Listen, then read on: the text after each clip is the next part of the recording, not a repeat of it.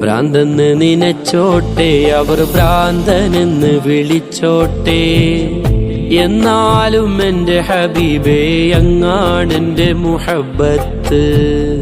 കല്ലിനലറിഞ്ഞോട്ടെ, അവർ കള്ളനെന്ന് വിളിച്ചോട്ടെ, എന്നാലും എന്റെ ഹബീബേ അങ്ങാണെന്റെ മുഹബ്ബത്ത്.